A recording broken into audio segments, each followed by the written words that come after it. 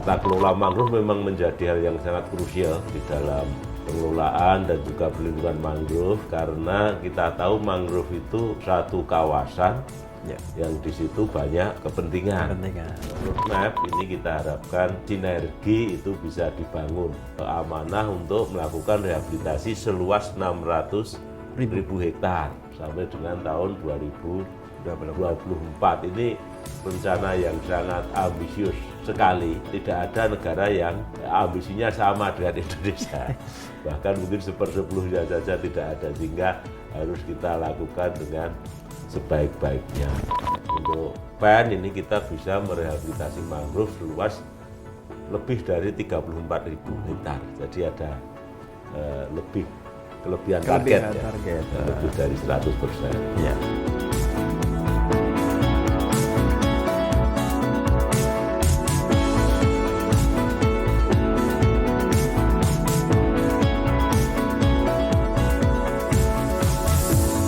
Assalamualaikum warahmatullahi wabarakatuh. Salam sehat selalu Sobat Hijau. Indonesia merupakan negara dengan ekosistem mangrove terluas di dunia, sekitar 23% atau 3,6 juta hektar dari luas total mangrove dunia. Indonesia juga memiliki 43 jenis mangrove tropis atau mewakili hampir 80% dari mangrove tropis dunia. Oleh karena itu, Indonesia memiliki biodiversitas spesies mangrove tertinggi di dunia, di mana penyebaran terbesar adalah di wilayah pesisir Sumatera, Kalimantan, Papua, dan Jawa. Warisan alam yang sangat luar biasa ini memberikan tanggung jawab kepada kita semua yang besar bagi Indonesia untuk melestarikannya.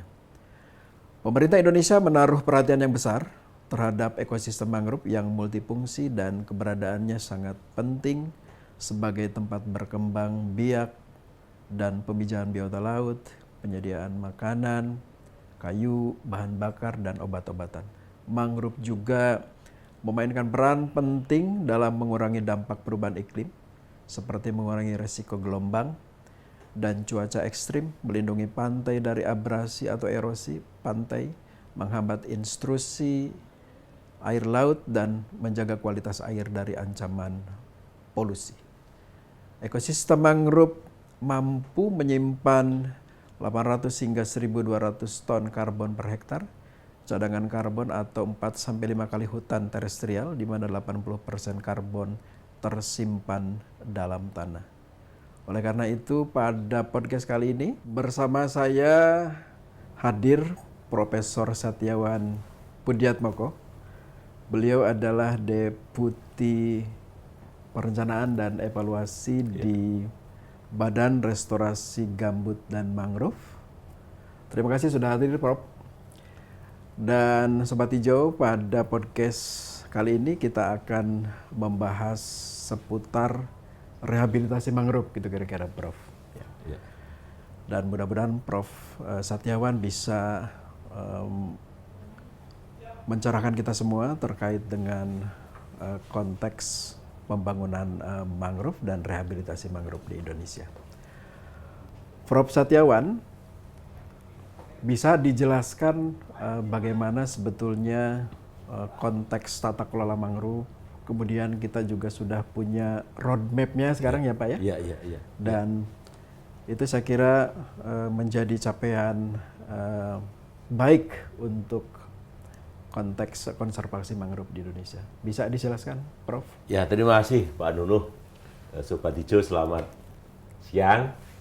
Ada beberapa hal yang bisa saya sampaikan ya, terkait dengan yang pertama adalah tata kelola mangrove, dan yang kedua roadmap mangrove. Yang itu menjadi pedoman bagi kita semua stakeholder yang berperan di dalam pengelolaan mangrove di Indonesia, dan arahan ini tentu akan menjadi satu hal yang bisa mensinergikan semua pihak yang selama ini mungkin masih memiliki rencana yang terpisah-pisah dan dengan tujuan yang mungkin berbeda-beda. Dengan adanya roadmap ini kita harapkan sinergi itu bisa dibangun antara satu pihak dengan pihak yang lain. Ya. Nah, tata kelola mangrove memang menjadi hal yang sangat krusial di dalam pengelolaan dan juga perlindungan mangrove, karena kita tahu mangrove itu satu kawasan yang di situ banyak kepentingan. Dan kepentingan itu seringkali konflik antara satu dengan yang lain.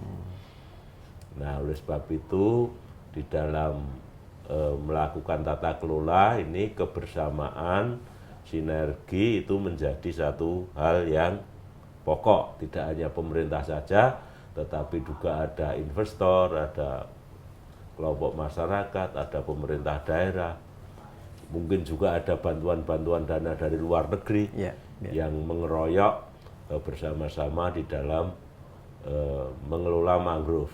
Multi stakeholder, betul sekali Pak Nunu. Lalu yang selanjutnya untuk roadmap ini, selain kita berusaha menyatukan semua stakeholder, tentu kita juga punya target. Target yang pertama tentu target yang terkait dengan rehabilitasi mangrove. Ini ada amanah untuk melakukan rehabilitasi seluas 600.000 hektar sampai dengan tahun 2024. Ini rencana yang sangat ambisius sekali. Ya, tidak ada negara yang ambisinya sama dengan Indonesia. Bahkan mungkin 1/10 saja tidak ada, sehingga harus kita lakukan dengan sebaik-baiknya. Ada strategi dan cara tentu ya, Prof. Ya, tentu kita punya banyak strategi dan cara untuk mencapai target tersebut. Yang pertama tentu strateginya adalah tadi, bagaimana semua pihak memiliki gerak langkah yang sama, yang disatukan dengan roadmap. Nah, roadmap ini agar nanti bisa tersosialisasikan dengan baik, bisa difahami dengan baik, maka kami BRGM dan juga nanti dengan teman-teman di KLHK akan bersama-sama mengadakan roadshow.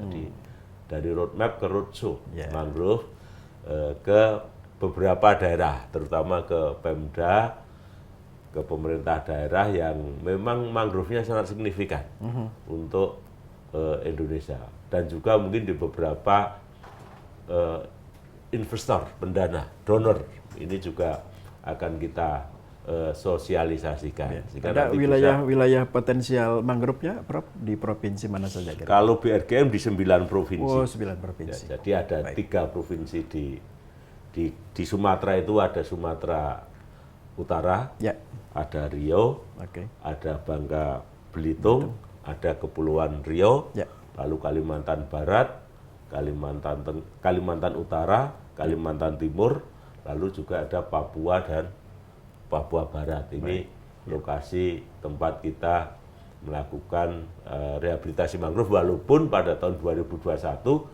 kita diberi tugas di 32 provinsi di seluruh Indonesia. Nah, ini mengingat skalanya sangat besar. Memang tadi Pak Nunu ada kompleksitas yang harus kita uraikan bersama, dengan tadi adanya dokumen roadmap itu memang sangat membantu kita. Jadi terima kasih pada Ibu Menteri yang telah mengesahkan roadmap itu dalam waktu yang lalu, dan kita memang tugas kita memang mensosialisasikan roadmap. Yang kedua, dari roadmap itu diturunkan ke rencana aksi. Untuk masing-masing stakeholder sesuai dengan tugas dan fungsinya masing-masing. Nah, dengan strategi ini saya kira kalau semua stakeholder sudah menurunkan roadmap menjadi rencana aksi yang konkret, nah tentu kita harapkan target-target yang akan kita capai itu tentu akan bisa terlaksana dengan baik. Saya kira demikian, Pak. Kedua, Prof, walaupun belum lama ya kan konteks mangrove di bawah kewenangan BRGM itu baru hampir setahun lah ya, Pak. Iya, baru setahun ya. Bisa kira-kira disampaikan evaluasi rehabilitasi mangrove gitu yang sudah dilakukan kira-kira seperti apa? Ya, terima kasih Pak Nunu. Jadi memang kita pada tahun 2020 Ya. ini mendapatkan dana rehabilitasi mangrove dalam kerangka pemulihan ekonomi nasional, atau PEN. Ya. Nah, kita diberi tugas untuk melakukan rehabilitasi mangrove di areal seluas 33.000 hektar. Dan alhamdulillah kita dengan tentu saja bersama dengan PEDAS, PEDAS yang berada di daerah, lalu juga dengan kelompok-kelompok masyarakat, dengan universitas. Untuk PEN ini kita bisa merehabilitasi mangrove seluas lebih dari 34.000 hektar. Jadi ada kelebihan target, lebih dari 100%. Nah, tentu kita juga tidak hanya melihat berapa luas yang bisa kita tanam, tapi juga kita adakan evaluasi. Evaluasi untuk mengetahui banyak hal. Yang pertama tentu terkait dengan tadi luasan sudah memenuhi. Lalu yang kedua tentu persen tumbuhnya berapa. Lalu yang ketiga kesesuaian lokasi dengan perencanaan. Lalu ada lagi misalnya keterlibatan masyarakat Pokmas dan bagaimana program PEN itu bisa menimbulkan atau menumbuhkan ekonomi lokal sesuai dengan tujuan utamanya sebenarnya itu. Nah, untuk itu kita melakukan kerjasama Pak Nunu dengan BP Daserha, dengan cabang dinas kehutanan, dengan universitas, dengan kelompok masyarakat untuk melakukan evaluasi di seluas kurang lebih 13.000 hektar. 13.000 hektar. Jadi belum semua bisa kita evaluasi, dan dari situ memang ada beberapa pembelajaran yang harus kita tindak lanjuti untuk perencanaan ke depan. Misalnya kegagalan itu seringkali disebabkan oleh tempat yang kurang sesuai. Berhadapan langsung dengan laut misalnya, ini akan menyebabkan mangrove pada masa-masa musim ombak besar akan tersapu oleh ombak. Lalu yang kedua misalnya harus ada kerjasama dengan masyarakat sehingga ketika penanaman itu masyarakat betul-betul siap dan mereka mau membantu. Bukan membantu sebenarnya, karena mereka aktor sebenarnya, aktor dalam rehabilitasi mangrove, mau meneruskan perannya ketika rehabilitasi selesai. Mereka inilah nanti yang akan bertanggung jawab untuk pengelolaan mangrove selanjutnya. Itu saya kira problem yang utama Pak Nunu. Yang pertama tempat, yang kedua adalah kesiapan masyarakat. Problem-problem yang lain misalnya ketidaksesuaian antara waktu tanam dan masa berbuah. Ini juga menjadi masalah. Atau misalnya terlalu mundur waktu tanamnya, terkait dengan ketersediaan anggaran. Nah, seringkali kita terpaksa di akhir tahun, padahal akhir tahun itu ombak sedang besar-besarnya. Nah, sehingga kita harus memperhitungkan perencanaannya harus matang, memperhitungkan itu semua. Dan juga jangan sampai kita salah duga. Kalau lokasi yang dulunya ada mangrove, kita tanami mangrove lagi pasti berhasil. Jadi belum tentu, harus kita evaluasi lagi kondisi lingkungannya. Mungkin banyak berubah, kondisi hidrologinya, substratnya, dan lain sebagainya. Yang di beberapa tempat memang perlu Pak Nunu, jadi tidak langsung tanam, tetapi yang penting adalah bagaimana kita menata hidrologinya dulu, baru ditanami. Demikian Pak Nunu, terima kasih. Kemudian agenda prioritas ke depan, terutama di akselerasi mungkin ya, Prof. Karena tadi Prof menyampaikan begitu target yang harus dicapai 600.000 hektar. Kira-kira agenda prioritas dan akselerasi yang akan dilakukan ke depan seperti apa, Prof? Ya, jadi kita tentu yang pertama tadi Pak Nunu saya sampaikan di awal bahwa salah satu cara untuk mencapai target 600.000 hektar itu kita tidak bisa menggantungkan hanya dari dana APBN. Harus ada sumber-sumber dana yang lain. Sehingga sesuai dengan arahan Bu Menteri, memang kita harus juga mulai aktif untuk menghubungi atau berkomunikasi dengan para donor potensial, baik yang mungkin berasal dari pemerintahan negara-negara di luar negeri maupun dengan investor-investor dalam negeri, akan tetapi harus berlandaskan pada konsep yang jelas. Artinya konsep yang jelas itu pertama mungkin NSPK dari KLHK harus dipenuhi. Lalu yang kedua misalnya kita lebih mengutamakan yang offset karbon misalnya. Ini yang menjadi yang menjadi concern kita ketika kita mulai berkomunikasi terkait dengan pendanaan mangrove. Jangan sampai nanti justru merugikan Indonesia. Dan juga memang ada upaya-upaya yang lain, saya kira dengan pemerintah daerah, dengan kelompok masyarakat, dengan universitas, dan juga dengan mungkin KL yang lain. Karena yang bertanggung jawab mangrove itu banyak, ya kita komunikasikan bersama. Baik. Terakhir Prof, pendekatan lanskap ini kan menjadi penting ya dalam sebuah kelola hutan terestrial, hutan mangrove, dan Profesor ini punya konsep nih kayaknya kelola lanskap mangrove GLM. Bisa dijelaskan Prof ke kita semua? Terima kasih Pak Dono. Jadi begini, Sobat Hijau sekalian, untuk mengapa kita menggunakan konsep landscape? Tadi saya sampaikan bahwa mangrove itu banyak kepentingan. Nah, landscape itu sebenarnya menyatukan semua goal, menyatukan semua interest para stakeholder yang semula terjadi trade off. Artinya kalau kita ingin meningkatkan produksi perikanan harus mengorbankan mangrove misalnya. Itu kan tidak seperti itu mestinya. Jadi landscape itu justru mensinergikan antara banyak kepentingan. Caranya dengan apa? Caranya dengan membuat zona. Membagi dalam satu kawasan mangrove itu, yang pertama tentu harus ada penentuan kawasan mana yang harus dilindungi dan kawasan mana yang bisa untuk produksi atau untuk budidaya.